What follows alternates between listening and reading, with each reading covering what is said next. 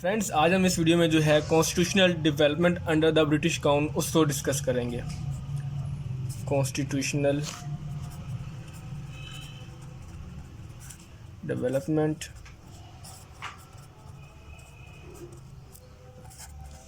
Under the British crown कि British crown के under जो कॉन्स्टिट्यूशनल डेवलपमेंट हुई थी वो क्या हुई थी और कैसे हुई थी, उसको हम दोस्तों आज हम डिस्कस करेंगे। तो ये है 1858 से लेकर 1947 तक, मतलब यहाँ तक ब्रिटिश का राज रहा है ना, क्राउन वालों का।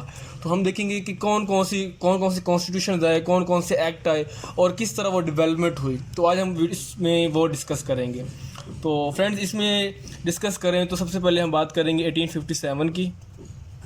तो उसमें दोस्तों आपको पता है कि वॉर होती है, वॉर ऑफ इंडिपेंडेंस, और इस वॉर को हम सिपोए म्यूटनी भी कहते हैं। इसमें सिपाही बहुत थे और उन्होंने लड़ाई की थी, या रिवोल्ट वॉर भी कहा जाता है इसको। तो 1857 में दोस्तों जंग होती है जिसमें वो जो इंडियंस होते हैं वो ब्रिटिश के ख़िलाफ़ ईस्ट इंडिया कंपनी जो होती है उसकी आर्मी के ख़िलाफ़ लड़ाई करते हैं और अनफॉर्चुनेटली वो हार जाते हैं और वो जीत नहीं पाते। ठीक है फ्रेंड्स, तो इस तरह करके जो होता है फिर ये जो है इनका मतलब जीत हो जाती है ब्रिटिश वालों की। तो फ्रेंड्स, इसके बाद ये होता है कि जो ब्रिटिश वाले होते हैं, जो ईस्ट इंडिया कंपनी होती है वो रूल करती है इंडिया के ऊपर, सब कॉन्टिनेंट के ऊपर, और 1 साल तक वो रूल करती है। तो उसके बाद क्या होता है 1858 में जो सारी वो पावर होती है, जो अथॉरिटी होती है, जो वो रूल कर रहे होते हैं सब कॉन्टिनेंट के ऊपर, वो सारी वो ट्रांसफ़र हो जाती है, शिफ्ट हो जाती है क्राउन के पास। मतलब हम ये कह सकते हैं कि 1 नवंबर 1858 को लॉर्ड कैनिंग, ठीक है, तो 1858 1 नवंबर को लॉर्ड कैनिंग जो होते हैं वो प्रोक्लेमेशन को रीड करते हैं जो कि क्वीन ने दिया था इलाहाबाद में। और उस प्रोक्लेमेशन को रीड करने के बाद, अनाउंसमेंट करने के बाद, जो पावर होती है वो ईस्ट इंडिया से क्राउन के पास शिफ्ट हो जाती है। तो 1 नवंबर 1858 Lord Canning read out the proclamation of queen, ठीक है। और ये कहाँ पे मतलब अनाउंसमेंट होती है, प्रोक्लेमेशन होती है, ये होती है फ्रेंड्स इलाहाबाद में, इलाहाबाद। और अब इसको इलाहाबाद का जो नाम है वो चेंज हो गया है, वो हो गया है प्रयागराज, ठीक है। तो प्रयागराज में दोस्तों ये अनाउंसमेंट होती है और प्रोक्लेमेशन होती है जिसमें जो लॉर्ड कैनिंग होते हैं वो रीड आउट करते हैं और वो अनाउंसमेंट करते हैं कि जो पावर है, जो वो रूल कर रहे थे ईस्ट इंडिया कंपनी वाले, वो शिफ्ट हो जाती है क्राउन के पास। ईस्ट इंडिया कंपनी से कहाँ चले जाते हैं? क्राउन के पास। ठीक हो गया फ्रेंड्स, ये थोड़ा सा हमने इसका इंट्रोडक्शन देखा, थोड़ा सा बैकग्राउंड देखा कि किस तरह जो है ब्रिटिश लोग ने रूल किया और किस तरह वो आए। तो 1858 में फ्रेंड्स क्या होता है कि ईस्ट इंडिया कंपनी से क्राउन के पास वो पावर्स आ जाती हैं और वो रूल कर रहे होते हैं। नेक्स्ट फ्रेंड, अगर हम इसकी बात करें तो पहला एक्ट आता है, अब सारे जो एक्ट आते हैं, जो कॉन्स्टिट्यूशन जो डेवलपमेंट होती है, अब उसको डिस्कस करेंगे। तो जो फर्स्ट एक्ट आता है, फर्स्ट एक्ट वो कब आता है फ्रेंड्स? 1858 में आता है, 1858 एक्ट। इस एक्ट के तहत दोस्तों क्या होता है कि जो गवर्नर जनरल ऑफ इंडिया की पोस्ट होती है वो ख़त्म हो जाती है और उसकी जगह वाइसरॉय की पोस्ट आ जाती है। गवर्नर जनरल की जो पोस्ट होती है वो कहाँ जाती है? वाइसरॉय में कन्वर्ट हो जाती है, शिफ्ट हो जाती है। मतलब पहले गवर्नर जनरल होते थे जो कि एक जो थी इंडिया उसको रूल कर रहे थे। अब उसके बाद जब 1858 एक्ट आता है, 1858 का एक्ट, तो उसके बाद ये जो पोस्ट होती है वो चेंज हो जाती है वाइसरॉय में। फ्रेंड्स, अगर हम गवर्नर जनरल की बात करें तो इंडिया का जो फर्स्ट गवर्नर जनरल था उसका हमें नेम पता होना चाहिए। वो थे first governor general of India या सब कॉन्टिनेंट। वो कब बने थे? पहली बात तो ये है, वो बने थे 1838 को, और उनका नाम क्या था? William Bentinck.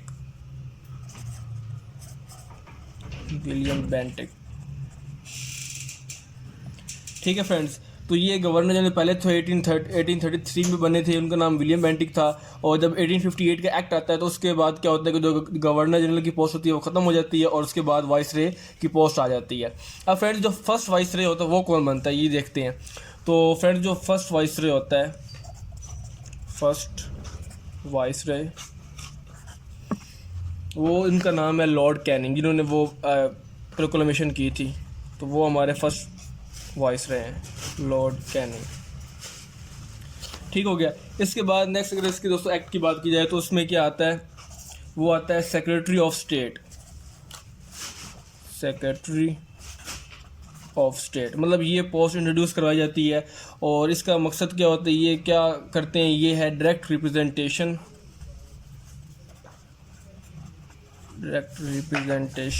Of crown. मतलब ये क्राउन को रिप्रेजेंट करते हैं। मतलब पीछे जो मेन जो डायरेक्ट रिप्रेजेंटेशन है, रिप्रेजेंट कर रहे हैं, वो कौन है, सेक्रेटरी ऑफ स्टेट है, जो कि सब कॉन्टिनेंट को डील कर रहा है, उसके सारा उसका हेड है। जब ये सेक्रेटरी ऑफ स्टेट आता है तो उसके बाद जो वाइसरॉय की दोस्तों जो पावर होती है वो कम हो जाती है, ये सब ऑर्डिनेट हो जाता है। सब ऑर्डिनेट मतलब लिमिटेड पावर्स हो जाती हैं, लेस पावर्स। मतलब सबसे जो है एक जो सब कॉन्टिनेंट को वो रूल कौन कर रहा है, सेक्रेटरी ऑफ स्टेट कर रहा है, जो कि क्राउन का जो एक मेंबर्स है, मतलब क्राउन को रिप्रेजेंट कर रहा है और उसकी तरफ से भेजा गया है। और इसके नीचे कौन, इसके अंडर है वाइसरॉय। ठीक हो गया फ्रेंड्स। नेक्स्ट अगर इसकी हम बात करें तो इसका नेक्स्ट अगर प्रोविज़न देखा जाए तो वो है हमारे पास कि कोर्ट ऑफ डायरेक्टर्स और बोर्ड कंट्रोल उसको ख़त्म कर दिया जाता है। Court of directors and board of control were abolished. Friends पहले ये एक सिस्टम था, उनका कोर्ट ऑफ डायरेक्टर्स होते थे और बोर्ड ऑफ कंट्रोल होता था, तो जिसमें ये सब कॉन्टिनेंट में इसको चलाया जाता था। लेकिन जब ये एक्ट आता है तो उसके बाद ये जो कोर्ट ऑफ डायरेक्टर्स होते हैं और बोर्ड ऑफ कंट्रोल वो वाला सिस्टम ख़त्म कर दिया जाता है। फ्रेंड्स ये था फर्स्ट एक्ट जिसको हमने डिस्कस किया, 1858 में आया। गवर्नर जनरल की पोस्ट खत्म हो गई, वाइसरॉय में कन्वर्ट हो गई। फर्स्ट गवर्नर जनरल कौन थे हमारे, 1833 में थे विलियम बेंटिक, और फर्स्ट वाइसरॉय कौन है, लॉर्ड कैनिंग। फिर सेक्रेटरी ऑफ स्टेट का जो है वो पोस्ट आती है, मतलब जो कि क्राउन को रिप्रेजेंट कर रहे होते हैं, मतलब उनको पीछे से जो मेन बंदा है वो क्राउन को यहाँ से उनकी पार्लियामेंट का कह सकते हैं वो रिप्रेजेंटेशन है, तो वहाँ से आता है। फिर इसके अलावा कोर्ट ऑफ जो डायरेक्टर्स और बोर्ड ऑफ कंट्रोल है उसका जो है वो ख़त्म कर दिया जाता है। नेक्स्ट फ्रेंड्स अगर हम इसकी बात करें तो दूसरा एक्ट अब देखते हैं, सेकंड एक्ट। तो वो कब आया, सेकंड एक्ट आता है फ्रेंड्स 1861 में, 1861 एक्ट। अब इसमें क्या होता है, इसमें फ्रेंड्स जो है ना, पहली बात वो ये है कि पोर्टफोलियो सिस्टम वो स्टार्ट किया जाता है। पोर्टफोलियो सिस्टम स्टार्ट वो कौन करता है, बाय लॉर्ड कैनिंग।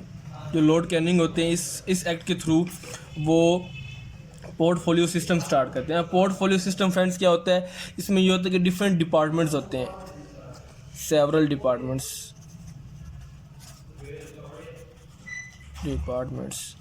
और फिर उनके अंडर फ्रेंड्स क्या होता है, डिफरेंट ऑफिशियल्स होते हैं। तो फ्रेंड्स सब कॉन्टिनेंट को चलाने के लिए, उसको एडमिनिस्ट्रेट करने के लिए, उसकी स्ट्रॉन्ग एडमिनिस्ट्रेशन के लिए क्या हुआ, लॉर्ड कैनिंग ने पोर्टफोलियो सिस्टम स्टार्ट किया इस एक्ट के थ्रू। और इस एक्ट में मतलब पोर्टफोलियो सिस्टम में क्या होता है कि सेवरल डिपार्टमेंट्स बनाए जाते हैं और उसके अंडर फिर डिफरेंट ऑफिशियल्स होते हैं, जिससे वो एक कंट्री को, वो जो सब कॉन्टिनेंट था उसको कंट्रोल करते थे। फ्रेंड्स नेक्स्ट अगर इसकी बात की जाए 1861 एक्ट की, तो वो ये है कि इसमें जो लॉर्ड कैनिंग होता है उनके पास, जो वाइसरॉय थे उनके पास ये पावर आती है कि वो ऑर्डिनेंस को इशू कर सके, ऑर्डिनेंस को जारी कर सकें। कह लिख सकते हैं कि lord Canning gain power to issue ordinance, मतलब कोई ऑर्डिनेंस जारी करना हो, इशू करना हो, तो वो उनके पास जो वाइसरॉय हैं उनके पास ये पावर थी कि वो कोई भी ऑर्डिनेंस जारी कर सके। नेक्स्ट लोगों से अगर हम बात की जाए तो वो ये है कि हाई कोर्ट इस्टेब्लिश की जाती है इस एक्ट के थ्रू, हाई कोर्ट इस्टेब्लिशमेंट। कब की जाती है, 1865 में।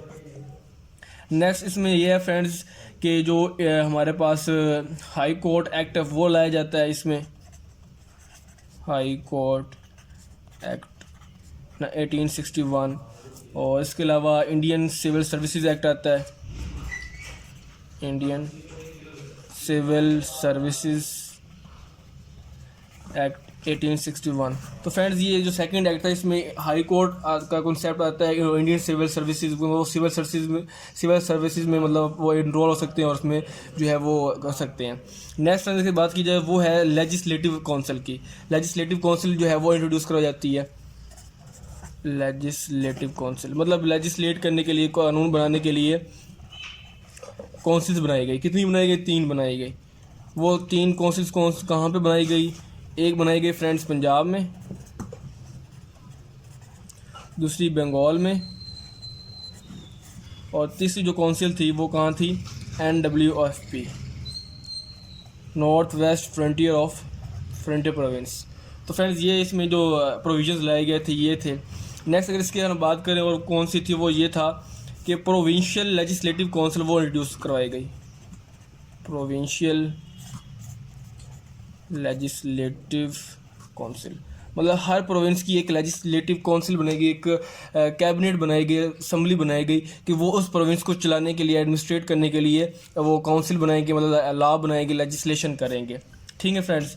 और इसमें जो इंडियन से नॉन ऑफिशियल्स उनको पोस्ट भी दी गई। फ्रेंड्स नेक्स्ट देखा जाए थर्ड एक्ट, उसको डिस्कस करते हैं। जो तीसरा एक्ट आता है वो कब आता है? वो आता है 1892 में, गवर्नमेंट ऑफ इंडिया एक्ट 1892। अब इसमें फ्रेंड्स क्या हुआ, इसमें क्या क्या मेन प्रोविजन थे इनके, वो हम डिस्कस करते हैं। इसमें पहला जो मेन प्रोविजन था वो था separate electorate.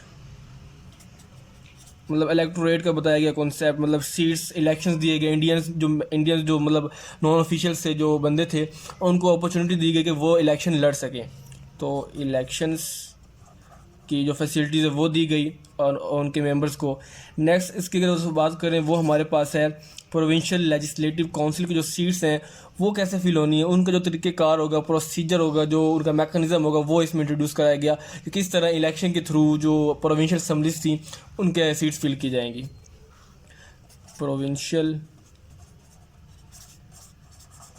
Legislative council seats filled by election. Case में वो प्रोसीजर बताइए किस तरह इलेक्शन के थ्रू प्रोविंशियल लेजिस्लेटिव काउंसिल की सीट्स फिल होंगी। नेक्स्ट अगर हम बात करें फोर्थ एक्ट हमारे पास आता है। फोर्थ एक्ट वो कब आता है? 1909 में आता है। और इस एक्ट का नाम क्या है? Morley Minto reforms. Morley Minto reforms, ये इसका नाम क्यों है दोस्तों? जो मॉर्ले है ये है सेक्रेटरी ऑफ द स्टेट, ठीक है, उसका नाम है। और जो मिंटू है ये है वाइसराय का नाम। तो इन दोनों के नाम पे फ्रेंड्स ये एक्ट आता है जिसको मॉर्ले मिंटू रिफॉर्म्स कहा जाता है। मतलब इसमें रिफॉर्म्स होते हैं। तो इसमें फ्रेंड्स क्या होता है, इस एक्ट के थ्रू मुस्लिम्स को जो है सेपरेट इलेक्टोरेट दिया जाता है। मुस्लिम्स कोट सेपरेट इलेक्टोरेट, मतलब उनको एक अलग से इलेक्शन मतलब करने का, उनकी जो सीट्स होंगी वो फिक्स की जाएंगी। मतलब जो लो पॉपुलेटेड एरियाज़ हैं तो वहाँ पे जो लो मुस्लिम पॉपुलेटेड एरियाज़ हैं वहाँ पे मुसलमानों के लिए भी एक जो सीट होगी, जो पोस्ट होगी वो स्पेसिफाई कर दी जाएगी कि ये जो सीट है वो एक मुस्लिम की होगी, ना कि एक हिंदू की। ये इसका दोस्तों कॉन्सेप्ट आया। और इसके अलावा और देखें तो इसमें इसके बाद पहले मुस्लिम्स को सेपरेट इलेक्टोरेट दिया गया, फिर इसके बाद सिखों को भी दिया गया। Sikh got separate electorate. इसके बाद फ्रेंड्स इसकी ये प्रोविजन थी कि जो वुमेन थे उनको भी राइट दिया गया वोटिंग का। Women got right of voting, मतलब इससे पहले वुमेन को वो राइट करने का वोट नहीं था, वो वोट नहीं कास्ट कर सकती थी। लेकिन इस प्रोविजन के बाद, इस एक्ट के बाद तो वो भी उनको भी वोट कास्ट करने का हक दिया गया। नेक्स्ट इसमें दोस्तों ये था जो नॉन ब्राह्मण्स थे उनको भी सेपरेट इलेक्टोरेट का जो है वो दिया गया, राइट दिया गया। और मद्रास गॉट सेपरेट इलेक्टोरेट, ठीक है फ्रेंड्स। और इसमें और बात की जाए तो इसमें ये होगा, मेन इंपॉर्टेंट बात जो लास्ट है वो ये थी कि जो नॉन ऑफिशियल मेंबर्स थे, जो इलेक्टेड मेंबर्स थे, उनको बजट के ऊपर डिस्कस करने का राइट दिया गया कि वो बजट पे डिस्कशन कर सकें। Elected members could discuss on budget and ask questions। मतलब वो बजट के ऊपर डिस्कस कर सकते थे कि कितना बजट जो है वो सब कॉर्डिनेट के लिए रखा जाएगा और उस पर वो क्वेश्चन करना, सवाल पूछना, उनको वो भी राइट दिया गया। तो फ्रेंड्स ये था हमारा 4th एक्ट। और इस फ्रेंड एक्ट में डायरकी का भी वो जो है सिस्टम स्टार्ट हुआ। Dyarchy mean dual government system, मतलब दो गवर्नमेंट बनी थी, उसमें सेंट्रल गवर्नमेंट भी थी और जो है वो सेंट्रल गवर्नमेंट और प्रोविंशियल गवर्नमेंट दोनों थी। ठीक है, नेक्स्ट अगर इसकी बात की जाए, ये 4th एक्ट हो गया और इसके बाद आता है 5th एक्ट। फ्रेंड्स जो 5th एक्ट था वो कब हुआ? 5th एक्ट वो हुआ आपका 1919 में, 1919 में। और इसको क्या कहते हैं? मॉन्टेग्यू चेम्सफोर्ड एक्ट या रिफॉर्म्स, मॉन्टेग्यू चेम्सफोर्ड रिफॉर्म्स। ठीक है फ्रेंड्स, सेम इसी तरह मॉन्टेग्यू जो था वो state of secretary of the state था, उसका नाम है। और जो चेम्सफोर्ड है वो कौन है? वाइस रॉय है सब कॉन्टिनेंट के। तो इनके नेम पे ये रिफॉर्म जो रिफॉर्म्स या एक्ट है इसका नाम रखा गया 1919 में। और इसमें ये था कि यहाँ पे कॉन्स्टिट्यूशन डेवलपमेंट होती है, कॉन्स्टिट्यूशन का जो है वो कॉन्सेप्ट आता है और इसके अलावा इंडिपेंडेंस जो थी उनके वहाँ से मतलब स्टार्ट होता है, कॉज बनती है। मतलब यहाँ कह सकते हैं कॉन्स्टिट्यूशनल डेवलपमेंट वो स्टार्ट होती है। ठीक है, नेक्स्ट उस लास्ट जो एक्ट है वो उसके बात करते हैं 6th एक्ट। वो कब आया? वो आया 1935 में, गवर्नमेंट ऑफ इंडियन एक्ट जिसको कहते हैं, गवर्नमेंट ऑफ इंडिया एक्ट 1935 में आया। और इसमें दोस्तों ये था कि जो इसमें बेसिक जो चीज़ें थी वो डिस्कस की गई कॉन्स्टिट्यूशन की। और इसमें ये था कि जो कि बाद में जब इंडिपेंडेंस 1947 में जो पाकिस्तान का कॉन्स्टिट्यूशन बना और इंडिया का कॉन्स्टिट्यूशन बना, तो वो यहाँ से ही इसकी उसको बेस बनाया गया। तो हम कह सकते हैं कि जो ये गवर्नमेंट ऑफ इंडियन एक्ट था 1935, इसके बहुत से जो पार्ट्स थे, जो बहुत सी जो प्रोविजंस थी, क्लॉजेस थे, वो कहाँ से उनको कहाँ डाला गया? वो पाकिस्तान की जो कॉन्स्टिट्यूशन है या इंडिया का जो कॉन्स्टिट्यूशन है उसमें डाला गया। नेक्स्ट अगर बात की जाए इसमें और कौन सी चीज़ें वो जो ली गई वो थी फेडरल सिस्टम। मतलब इस एक्ट के थ्रू फेडरल सिस्टम इंट्रोड्यूस कराया गया और यही फेडरल सिस्टम जो है पाकिस्तान में भी चल रहा है और इंडिया में भी चल रहा है। तो हम ये कह सकते हैं कि ये जो 6th एक्ट था गवर्नमेंट ऑफ इंडियन एक्ट, ये एक बेस थी, base for the constitution of Pakistan and India. तो फ्रेंड्स ये थे हमारे पास constitutional development of under the British crown, के ब्रिटिश क्राउन के तहत किस तरह कॉन्स्टिट्यूशन डेवलप हुआ, कॉन्स्टिट्यूशन बना, 1st एक्ट आया, 2nd आया, 3rd, 4th, 5th। तो ये हमने डिस्कस किया, उम्मीद है आपको समझ आ गई और आपके माइंड में बैठ गया होगा। तो फ्रेंड्स अगर आपको वीडियो अच्छी लगती है तो हमारे चैनल स्पीड अकेडमी को सब्सक्राइब करें और हमारे चैनल को लाइक करें। तो फ्रेंड्स मिलते हैं नेक्स्ट वीडियो में, तब तक के लिए गुड बाय।